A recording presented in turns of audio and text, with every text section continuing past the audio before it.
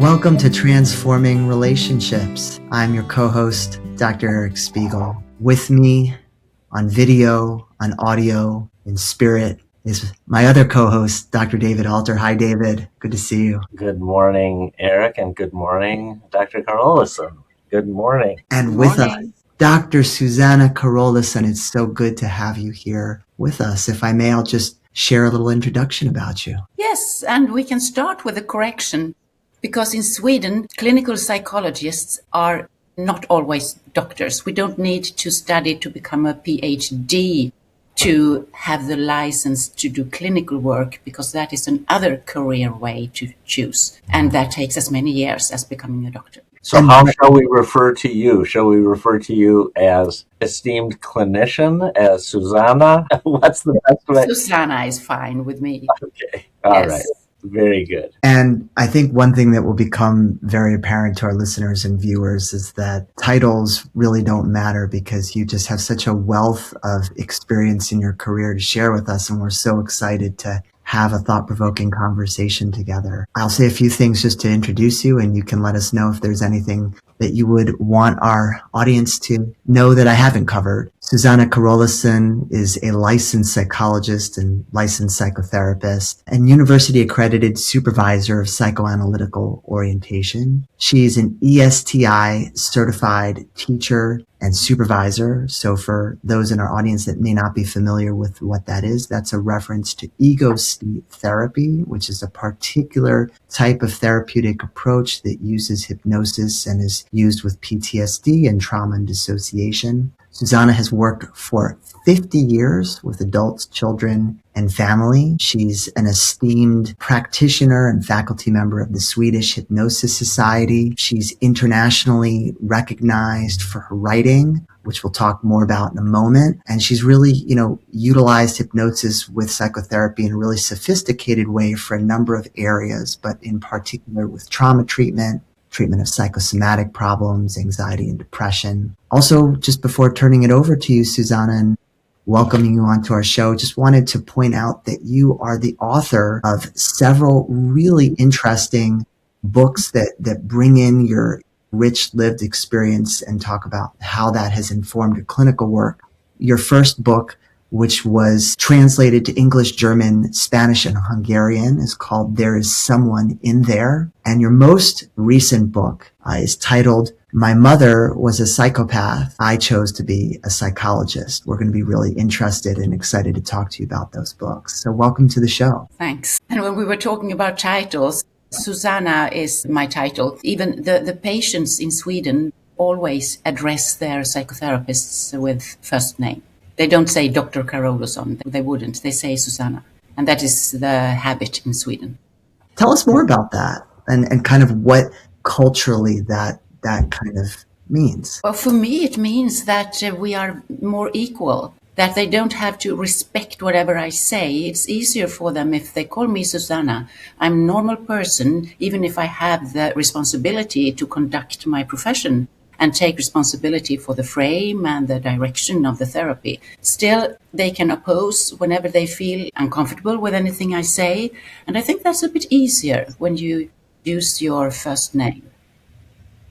It's a really interesting subject. I find, in the U.S., and because I have a PhD, so many people assume that I have to be doctor, that often in an initial session with someone, I'll get the question, how shall I address you? Right?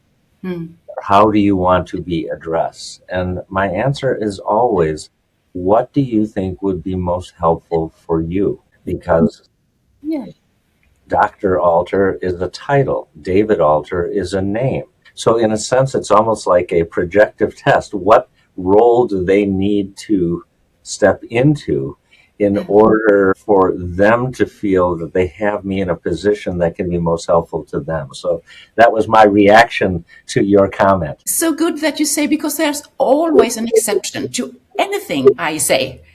So when you say that, I come to think about two people that I supervise, two colleagues, and both of them have one old patient who prefer to say doctor. And when they say, well, you don't need to call me doctor, But I prefer to do that. I feel I can trust you more, and I'm brought Yeah, up with that kind yeah, of culture.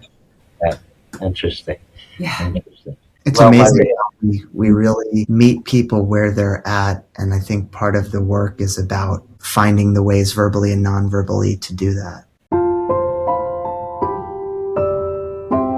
Yeah. so one question that comes to mind here, Eric, you were referencing Susanna's experience with trauma, dissociation, and hypnosis. So if we take those three together, my experience over these last 35, close to 40 years, is that especially with trauma, whether or not it's accompanied by overt dissociation, the clients come in with a sense that this is who they are and will always be, right? That it's self-defining, it's rigid, it can't change. And yet they're coming to me in the hope that it can be changed. And so there's this tension between what they hope and what they experience. So I'm curious for you, how does hypnosis play a role in helping foster the capacity to go beyond what they believe they can't do, even as they're walking in and saying, please, please help me? Do you get it? You understand what I'm asking? Yeah.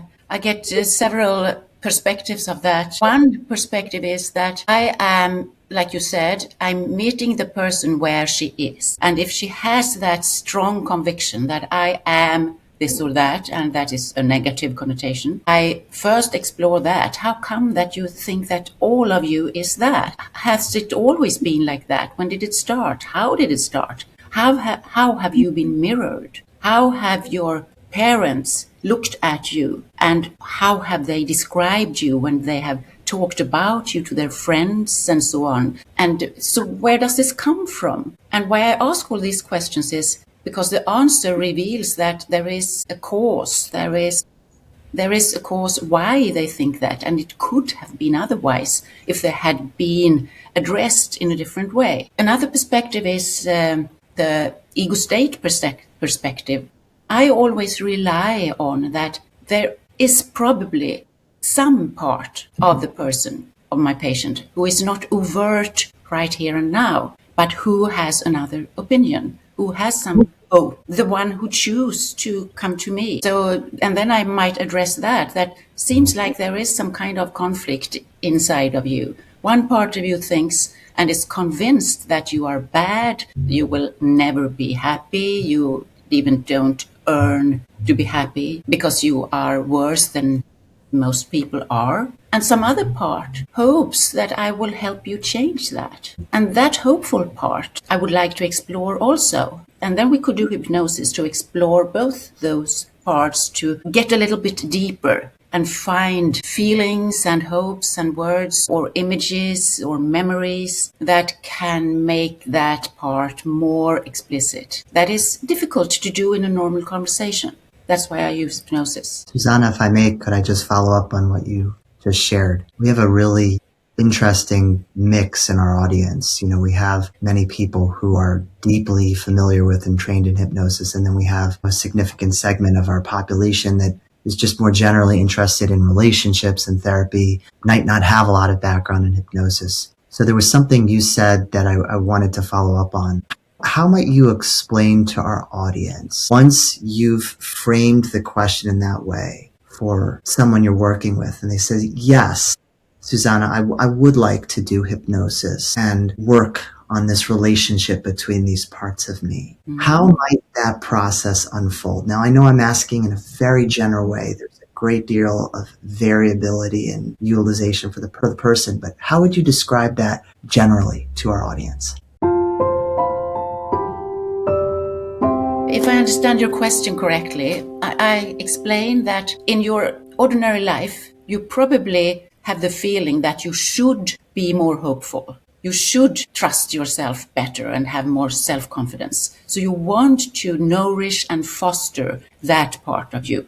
But you can't, because the negative part wins. Someone who has a negative part, they have created that part, or it has developed as a kind of protection against disappointment. When you were a child, you might have some hopes, you might have some wishes, and then you were disappointed because no one listened to you. Or they told you, shouldn't believe that you could do that. And they felt shame that they thought that they would get that happiness or have that they wished. So they learn to be pessimistic. It's better to be pessimistic about yourself than be disappointed.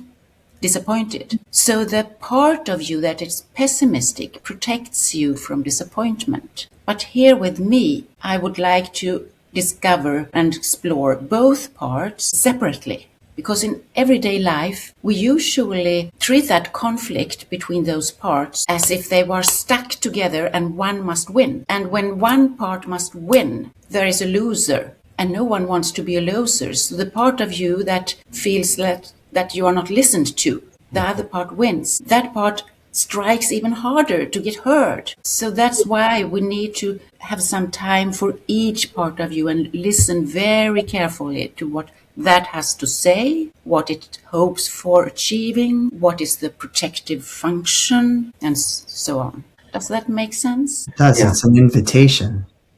It's an invitation, and it's an enlisting of space for each part to be able to make themselves known outside of the conflict, right, between the other part. Yeah, I could take as an example, addiction. If you are addicted to drugs or alcohol, you go to a therapist and hope for the therapist to strengthen your sober part, the part that wants to be sober, and to get that stronger and stronger so that you don't fall back into drinking. And that helps maybe for some time to do that and to receive that kind of strengthening, ego strengthening, as we call it in hypnosis, strengthening support from a therapist. But then it doesn't help in the long run. So what I do is that I tell those patients that, yes, but I also would like to know what the part of you that wants to drink, what does that part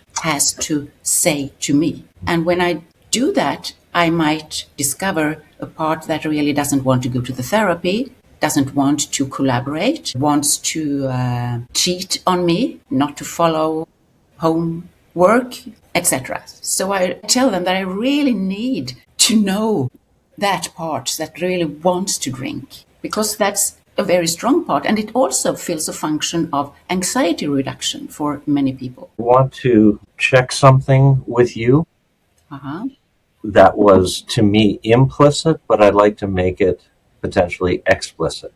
When you were talking about, very beautifully, the different parts that are relating in a win-lose, there's a tug of war, who's the winner and who's the loser, right? Mm-hmm. It looks as though, and this is what I'm trying to make explicit, in my practice I find that a person is overly attached to what it means to win and ignoring the risks of winning, and is also overly attached to what it means to lose and is looking at the potential that's hidden in there. So it's not which one wins, but how can we bring forward parts of the winner and the loser that can be redefined, or as Eric and I might say, transformed to create a different relationship between the old binary view of winners and losers, and to find a different way of cooperating with different parts of the self, so the self overall wins. Is that a fair way of summarizing explicitly what you were implying? Yeah, I think so. And because it's a kind of psychoeducation that I'm a bit of a pedagogue there when I tell people that the one that you want to get rid of, the part that you don't like and want to get rid of,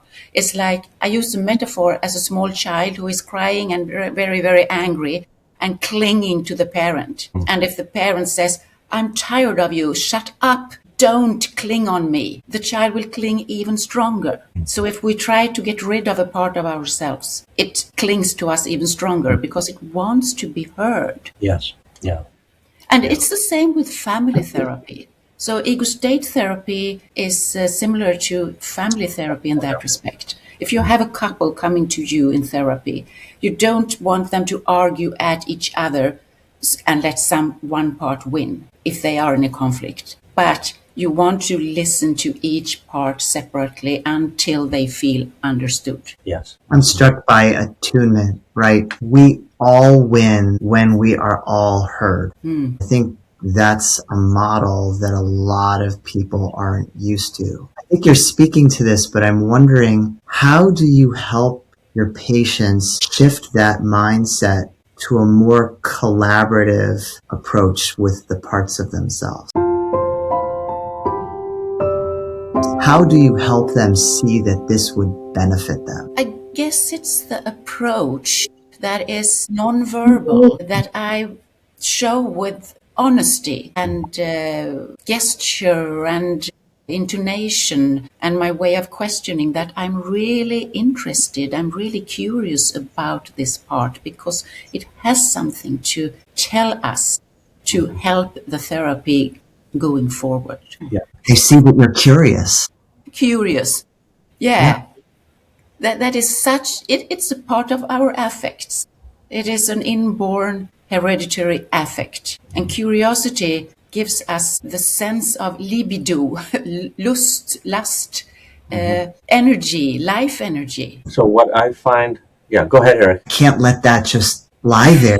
An inborn hereditable aspect, a libido, a lust for living. Tell us more about that. Well, you're really challenging me now because that is something you feel in the body. And I think it's a part of all successful psychotherapy, that you are somehow seducing, without being seductive, but seducing the very, very young infant part of the patient who once was curious of life. And then if they were unlucky, they were stopped, not being too curious because they were a nuisance to the surrounding when they were too curious. So they became ashamed of their own curiosity.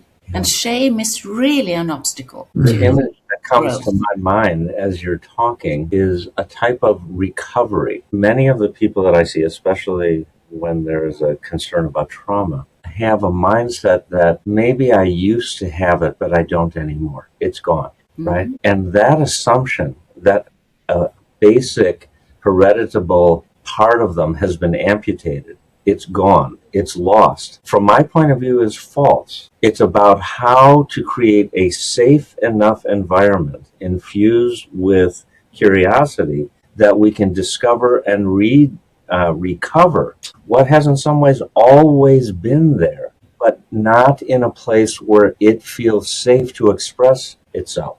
And that's part of what we're doing, is creating that safe, inviting, life energy filled space that allows parts of the self that have been limited for a long time to re-emerge. I see the smile on your face. I hope it's because you're resonating with that. I really agree with you that therapy is very much about becoming able to contain all kinds of feelings, fear, grief, happiness, everything. And for example, a medical doctor, he sent a patient to me and he told me, this patient, she doesn't want cognitive therapy. She wants psychodynamic therapy. She wants to have a therapist who can contain her grief after her husband had died. And when she came to me, she cried and she cried and she cried, hour after hour. And her doctor phoned me and said, don't you think it's enough of crying now? Hasn't she grieved enough? And I said, well, she will cry as long as she needs. And she was crying 2 years. People around her were very worried. And I really trusted her that she could contain. She was not afraid of her grief. She just needed someone to understand that she needed a very long period, 2 years of just crying and crying. And then she was relieved and she remarried, and I know she is very happy now. Yeah. I think it would be more traumatizing for her if she had tried to stop what she felt, to stop those emotions from having access to them, because it's time to move on. It strikes me, again, something that you're implying. It's a pretty powerful possibility that when we tend to define something as concrete, she's grieving. When we tend to define something, what was the next one? When we define something concretely, she has excessive grief. That's a thing. It's burdening her. It has to be gotten rid of so that something else can emerge, right? It's a thing. What you're implying to me is no, within that deep, deep 2 years long grief are the seeds of its own transformation. Yeah. Right? Yes, just like anxiety and depression. You have anxiety, you must get rid of that anxiety. You have depression, we must unburden you from that depression. While I, on the other side, tell my patients, we must explore what is this anxiety about. I actually like Freud's concept, signal anxiety, which means that anxiety is a warning that there is something going on inside you that you can't cope with, that you won't accept, or that you haven't resources to deal with. So you want to escape. Yes. Anxiety, you always want to escape if you call it. As long as you call it anxiety, you want to escape from it. Yes. But as soon as you can deal with it, relax and listen to it. What's going on inside of me? Then you start to get contact with the feelings underneath that anxiety. I have been chewing on a few things that you've been saying, and perhaps we could all digest this together. The first piece you said about, you used the word seducing, and I immediately understood what you meant. In fact, our last guest used the word intimacy. Richard Sheffitz was talking about the intimacy of therapy and the intimacy of the therapeutic process. I think there's a tension that hangs between the incredible seducing, and not in a manipulative way, but in a being seen and being known aspect of, for the first time in somebody's life, there being a person in the room who's genuinely curious to know them, number one. And number two, when you spoke about your patient who cried for 2 years, who simply sits with them in the pain and doesn't shy away from that, doesn't try to change it, doesn't try to fix it. But what I'm wondering if you could speak to is that tension line that exists in therapy, of the intimacy and seducing without being seductive and without being a seducer on the one hand. And then on the other hand, the tolerance to just be amidst unbearable emotions. Can you speak to that? Because I think it's a balancing, it's a moderation, and I wonder if you could say more about that. Well, I think the balance is, what I think when you're saying this is that people might think, but isn't there an erotic aspect of seduction? And here we are like parents. We don't use our children for our own satisfaction Yes. in any way. And when they feel that this is more like being taken care of by a parent who cares about your welfare without any personal interests. Yeah, and I think, the difference is that a parent who is self-focused is pulling to play a role. A parent who is self-focused takes a moment that might naturally be connective and wants to kind of get back some kind of affirmation. Yes. So it's a perversion of this process of attunement. And I think what you're speaking to is that I can be with you without having needs that you have to be aware of as my patient and satisfy, right? Exactly. And some patients, of course, when they are treated like that, they may fall in love with their therapist. So then it's even more important that the therapist can accept it, tolerate it, but not be selfish about it, not take it as a flattering thing. And I'm actually thinking of a few cases that I've had in my career with that, and how there's a tremendous amount of care and respect and delicacy of being able to kind of stay in those feelings and move with them over a significant period of time. Yes. Right? Because it's important for them to be able to talk about what it feels like to feel in love with you, sometimes to feel that very deeply, but to not feel that you're pulling for that you need that, nor to feel shame about feeling those feelings. That's really difficult, right? To kind of thread that balance. Yes. I even talked to a psychotherapist who told me that if a patient falls in love with him, he quits the therapy. What was your reaction to that? Well, first, I knew that he was not very well educated and he was only solution focused and didn't understand the psychodynamic perspectives. So I think that everything must be possible to express in the therapy room. It must be a safe place where you don't need to feel the risk of abandonment. Every kind of feeling must be tolerated, but for acting out, of course. Yeah. And acting out means, for those of you who don't know that word, means that if a patient would stand up and try to kiss me, of course I would stop that. You can talk about everything, you are allowed to feel everything, but we don't use it in our contact. We don't act out it. But after a while, they actually stop talking about it. It disappears somehow. I have a personal experience of that. When I was in therapy with an older woman for a long period, my first and only really long-term therapy, first I was sitting and talking about myself. Very intellectual, lots of insights, and there was a kind of distance between us because of my talking. Then, until after a couple of months, I started lying down. And I was educated in hypnosis, so I knew that I entered a kind of trance state. And she was a body-oriented therapist, educated by Wilhelm Reich. So she pushed my chest to help me breathe out. I got in contact with emotions and I felt very vulnerable, but I started trusting her so much that I realized that I feel in love with her. But I am not lesbian. I am heterosexual.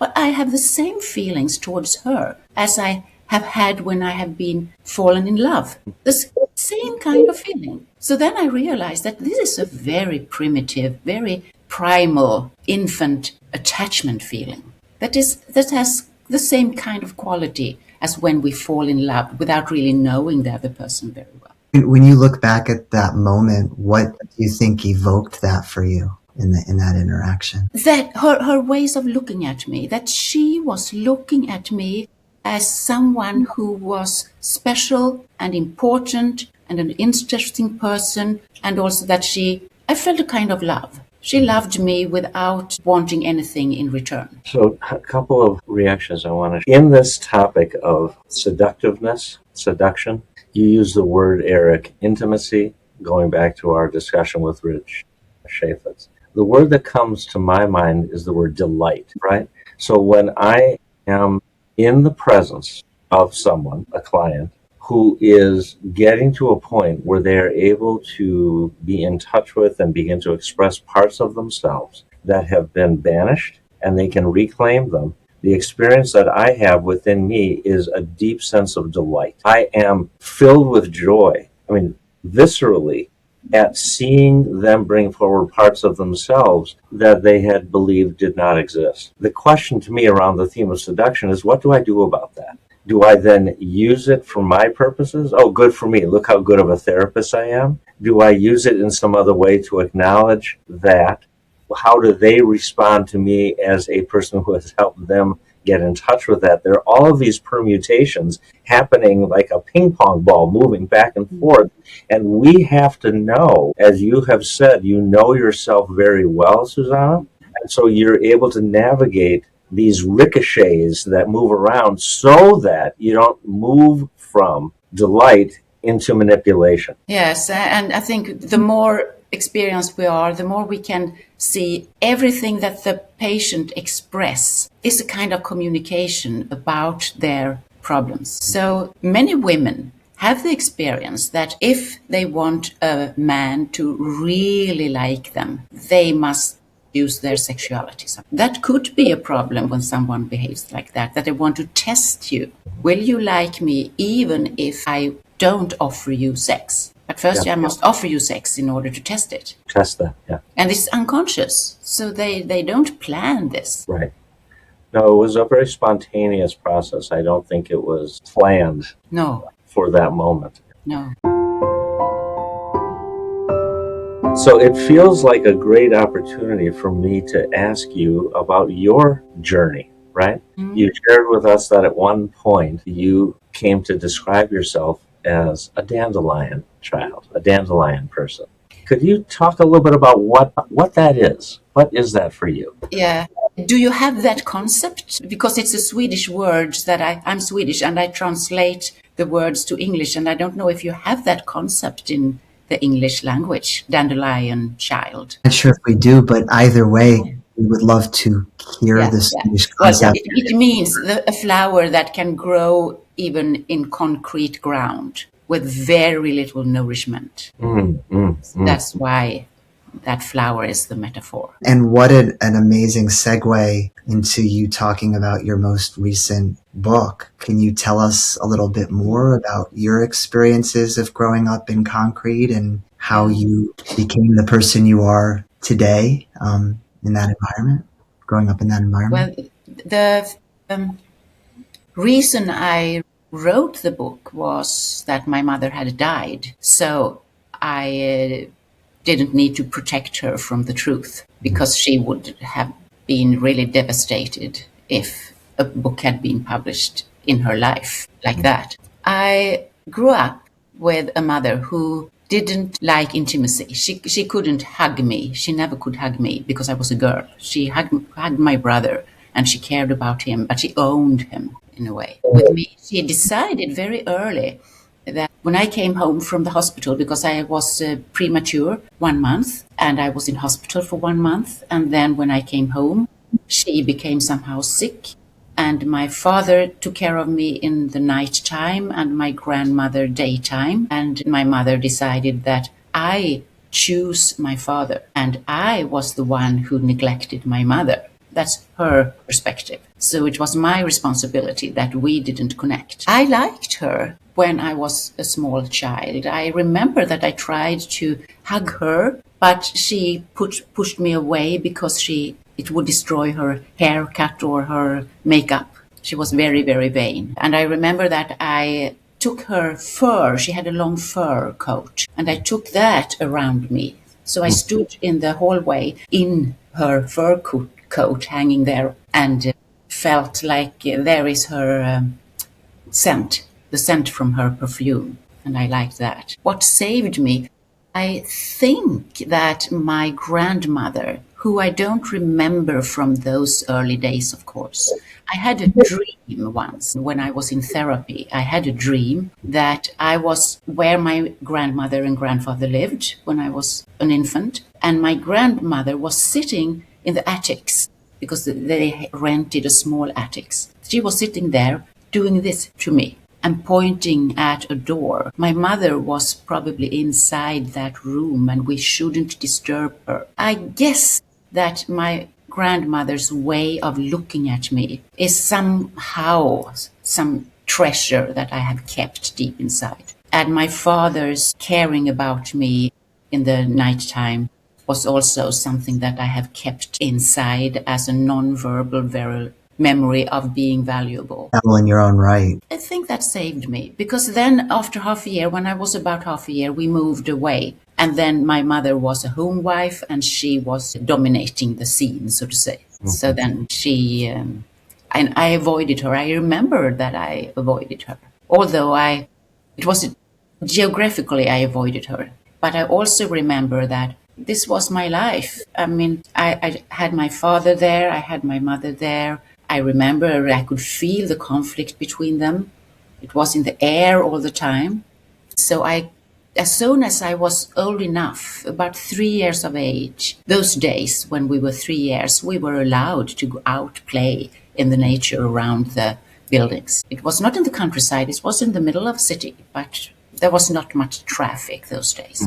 I was always outside. as much as I just could in nature and finding friends. And also, that also saved me because among friends, I was quite popular and I was creative. I invented all kinds of plays. And you could really feel how you were valued. Yeah, like I had that kind of delight in me. Yeah. I guess I'm curious, what comes across when you describe this is that you implicitly understood what you needed to preserve yourself. You understood it in terms of being able to recognize when you were having a really kind of curative attachment moment with your father or with your grandmother. You understood it when the home circumstances changed and you moved and you were around your mother more and you realized you had to get outside and be outside. Yeah. So it really sounds like there was a wisdom and a knowledge that you possessed at an early age about what you needed in order to survive and thrive. Yeah, and I also understand how it is to dissociate between parts of yourself, because my mother needed to be idealized. And I was indoctrinated. And a child doesn't have the brain to have a critical perspective. So I believed that I had the most wonderful mother that you could have. And I told all my friends that I have such a young mother, and that's so good because I am like a sister to her.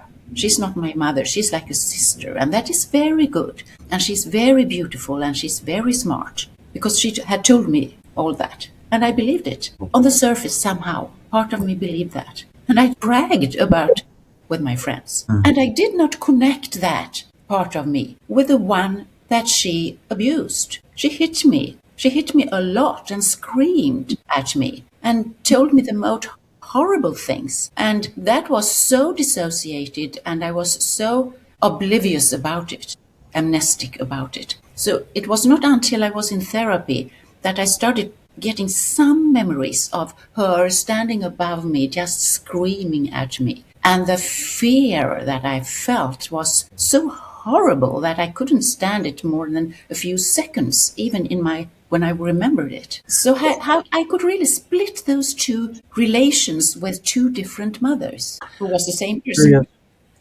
I'm curious for our audience. Some of what you're describing sounds profoundly retrospective. I came to understand. I realized that. I looked back and discovered, right?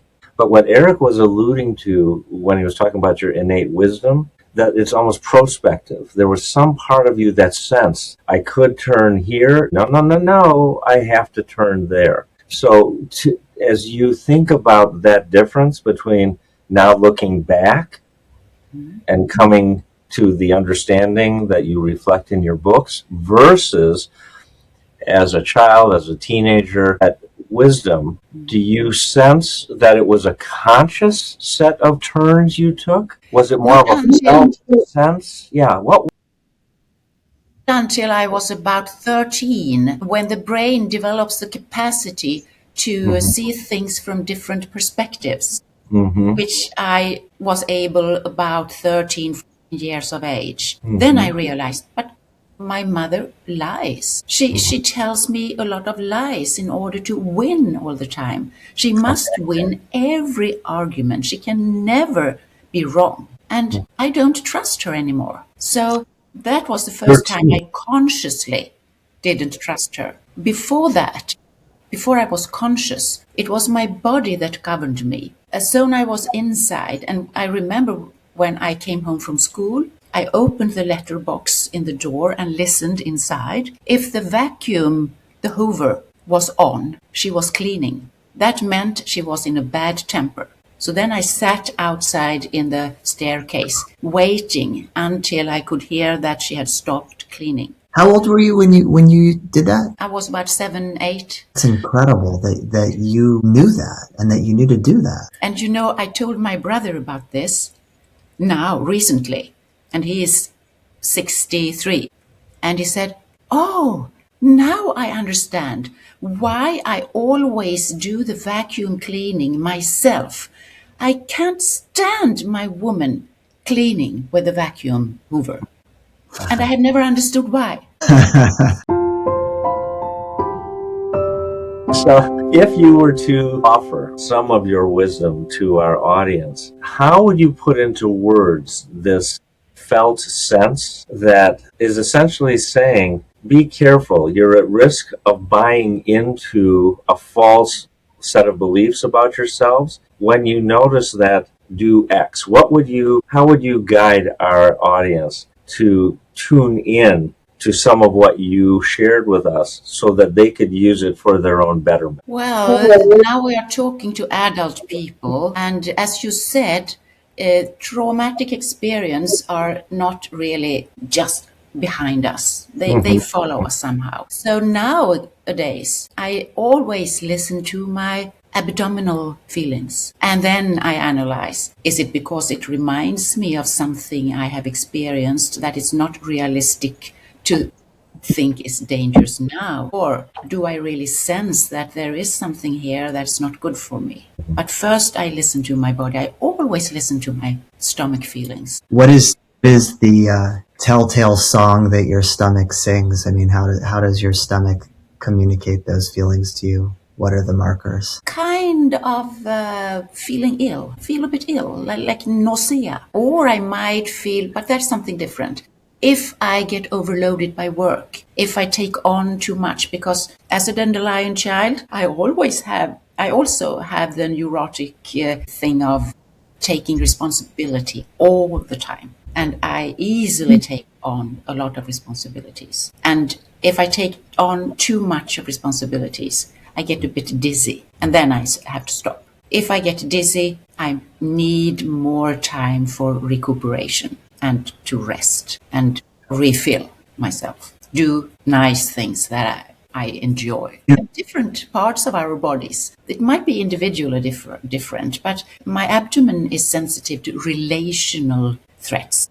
If there's something in a relation that maybe is not good for me, I feel it in my stomach. Yeah, there's a certain imprint that comes up for me. I think for me, not so much the nausea or the feeling ill in the stomach. For me, it's a bit more mental perceptual. It's as if things are just a little bit out of focus.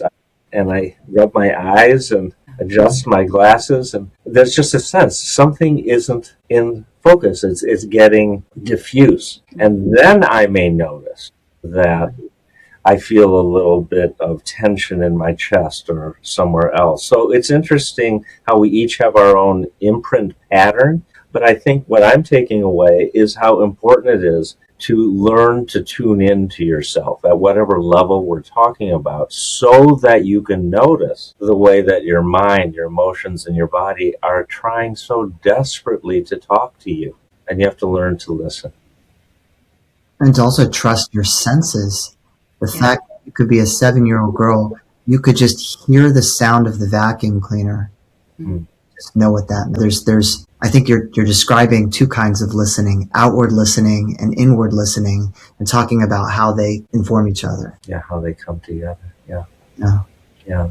Excellent. But of course, I couldn't protect myself enough. I was dependent on my family, so I had severe problems with my stomach. They even took me to the doctor. There was nothing wrong, of course. And also, I'd like to explain something that I discuss in my book, and that is about having a father who was alcoholic, but in periods, which means I had two fathers as well.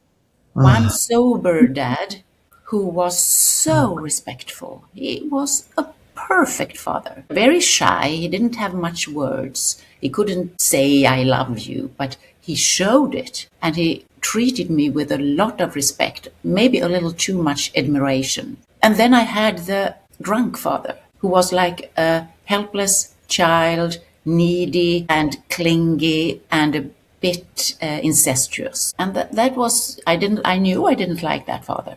So when he was sober, I was always taking this responsibility, trying to postpone the next period, telling him, I will take a walk with you if we don't pass the monopoly. In Sweden, they sell liquors in monopoly shops. If you don't go to the monopoly and buy liquor, I will join you on the walk. But of course, I had no say. Yeah.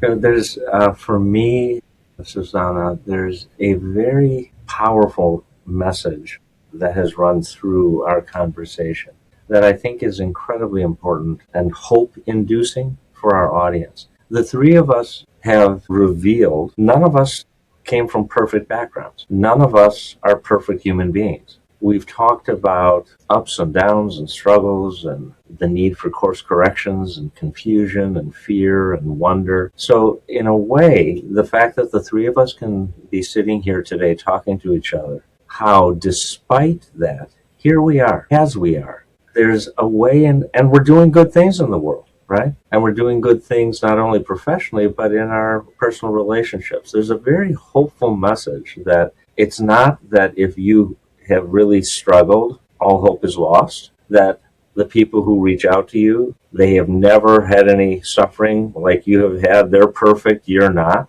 There's a very human message that we all walk a different path with an awful lot of similarities, and despite that we can find our way to a better, more grounded, more hopeful, more healthy future. I think that's a beautiful message. And I also want to just say that something I took away from our conversation was, first thing, a much deeper understanding of your interest and talent in doing parts work, ego state therapy from your own life. And one of the big takeaways was you as a child were accessing yourself in fragmented and incomplete ways to survive. And you had access to a father who was limited. It was one kind of ego state, one part of him that you really were relying on for your secure attachment. And amidst a really difficult environment with your mother, and yet you found your way home. So that for people who are listening, there is a way home. And even when Yes, we feel fragmented, even when we feel disjointed, there is a way home. Yeah, and home to myself. Yes. Because after I had realized about my mother that she was a liar, and I never used the word psychopath, of course. It wasn't until my book should be released that I found out that tick, she fills in all the criteria. But what I wanted to say was, I could stand being alone with nature, and I never felt alone. So Right. that also helped me a lot to rely on nature, friends, future possibilities, and that some of my teachers saw my talents. So I wasn't dependent on my mother and father's liking me. Yeah, great.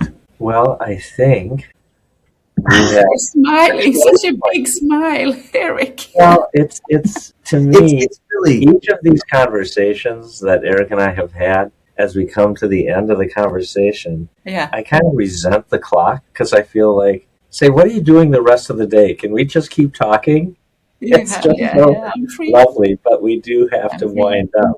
Eric, did you want to say something? well, just, I think my smile comes from really feeling a deep sense of connection with your journey, Susanna, and just gratitude that you could speak so openly about how you found yourself again and came home. And just, we were talking earlier about connection and intimacy and therapy, and how that comes from a sense of liveliness that happens through play. It really, empathy, I think, is a form of play. And so I thank you, and we thank you on behalf of our audience for really letting us step into your internal playroom and play with you and live your experience, and also to kind of then extrapolate that into what really good enough therapy looks like. So thank you.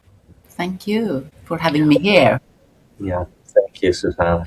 Yeah, wonderful. So good luck at your you have so many upcoming presentations you're doing in different parts of the world that you can spread the benefits of your experience, teach many others so they can in turn help so many others. So we're indebted to you and that work around the globe at a time when the world really needs your kind of leadership. So thank you. Thank you so much. When I'm looking at you, I get some kind of feeling that we are in a school class and we are classmates and we are about 14 years of age and we have so fun. I can't wait for the recess time when we can go to the playground and just delight in playing outside. Bye-bye. Bye-bye.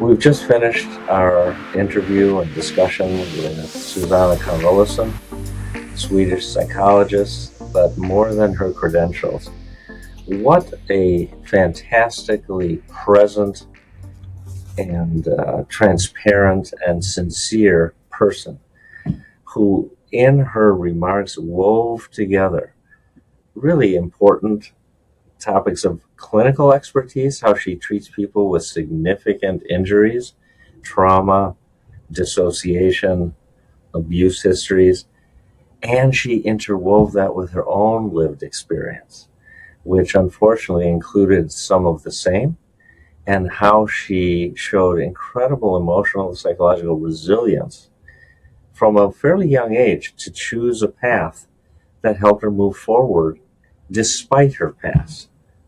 What a really beautiful story. It really was. It was very evocative. And I really, what I loved about our interview was the first portion was her really drawing on these pearls of wisdom from her work, sharing some really moving stories. I thought the anecdote she shared about being comfortable and present enough to allow her patient to cry for 2 years, right, as she was just working through indescribable feelings of pain at lost attachment opportunities. So Susanna really, I think, her presence as a therapist just jumped out of the screen. It sort of jumped out of the speakers. It really felt like she was in the room with us. And then when she began to talk about her lived experience, just light bulbs were going off in my head. Oh my God, you know this intimately from what you've lived. And so it was really, it felt like this layering of what it's like to be in the room with her across her levels of lived experience. Yeah, there's a saying that you can read a person's life story by looking at their skin, right? But I'm going beyond that. Her way of working, in a sense, is a way of her in every moment telling her own life story, and how that has informed the deep intuitive trust that she brings to each and every one of her clients, that despite what you're telling me about your history, I know that there is more to you than that. And I'm going to be with you, standing by your side, helping you connect with that and bring those parts of you out. They're not gone. They may feel inaccessible, but we can retrieve them. And so that really, her story seemed to me to have shaped her therapeutic approach. Yeah. And her therapeutic approach is a reflection of her lived story. So well said. Yeah. Yeah. We look forward to hearing any comments and feedback, reactions to this episode. Stay tuned, like and subscribe so that we can bring people like Susanna to you in the future. And don't forget to share it with your friends. And if you want to let us know about your feedback, that email address is transformingpodcast@gmail.com. And like David says, please do rate and review us on your streaming platforms, because that's part of how we get the word out. We really rely both on the quantity of 5-star reviews and on your genuine and heartfelt comments about how you're connecting with our podcast. So please, a personal appeal to let us and let everyone else know about how you are transforming with us here on Transforming Relationships. Excellent. Take care, everyone. Bye.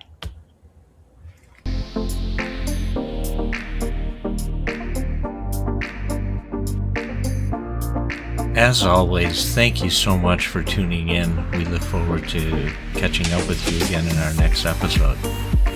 A quick reminder, while we are both doctors of psychology, this podcast is not a substitute for professional medical advice, does not offer diagnoses, or engage you in actual treatment. The conversations, the opinions of our guests, and any information that we share here are meant for your general knowledge, your learning, your inspiration, and your motivation to put some of our ideas into practice in your day-to-day life. Remember that everybody's body and everybody's personal health journey is different, so what works for one person may not be right for the next or for you. If you have questions about your health, any psychological or medical condition, or any changes that you're thinking about making to your lifestyle, your diet, your exercise routine, your medications, or some other aspect of your life, it's always best to talk with a qualified healthcare professional who knows your personal history. Never ignore or delay professional advice because of something you heard here with us. We want you to enjoy the show and to walk away with useful insights, but ultimately, you are responsible for your own health decisions. Please use your best judgment, stay curious, and always listen to your body. Take care, be well,